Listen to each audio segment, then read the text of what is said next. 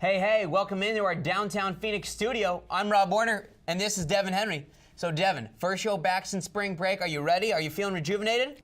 The ASU baseball season kicks off in exactly 1 week, and considering the youth of the roster, there are a lot of questions surrounding playing time. While it's impossible for everyone to get equal playing time, what we can do 1 week away from opening day is project the starters at each position. They definitely have a chance to pull this upset. It's not like Stanford's unbeatable. They've lost to USC, and ASU has proven that they can play with great teams. They played a great half against USC earlier this season, and Coach Kevin Boyd told me after that game that if ASU can execute their game plan for a full 90 minutes, they can be successful against anybody in the country. I think that will be the real question, is if they can play 90 minutes of good soccer. We'll begin in the outfield. Left field is the only position truly up in the air, as sophomore Tyler Williams and highly touted freshman recruit Hunter Bishop have competed for that spot.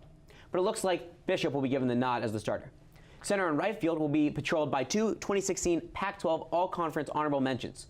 Junior Andrew Schaps, who hit .321 in 57 games last season, will get the bulk of playing time in center field, while sophomore Gage Canning, who collected a total of 53 hits with 3 home runs and 27 runs batted in, will be in right field. So Anthony, ASU men's basketball, they travel down to Vegas to play in the Pac-12 tournament. And I know what happens in Vegas stays in Vegas, but you got to tell me, got to give us the scoop. How did they perform in Vegas? Both Lingos and Vanscoy have been very solid for the Sun Devils to start out. Lingos, especially with a sub 2.5 ERA, has been really great for the Sun Devils as the bona fide ace now for the team. And Spencer Vanscoy as well has been very solid. He has emerged as a clear number 2 starter behind Lingos in that Saturday slot usually. And what he has to work on is his command, but right now he looks like he's just getting more confidence behind the mound, and I think he's going to keep doing better and better this season.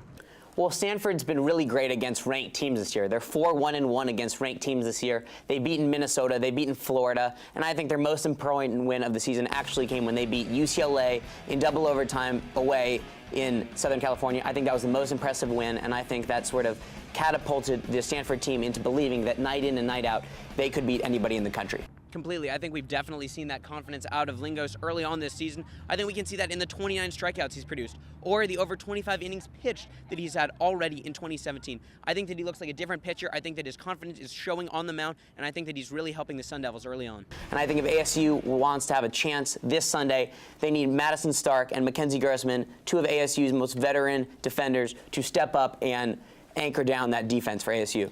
That's all we have for you this week. Stay tuned, though, for next week's episode of Cronkite Sports Live. From all of us here at Cronkite Sports, thank you and have a good weekend.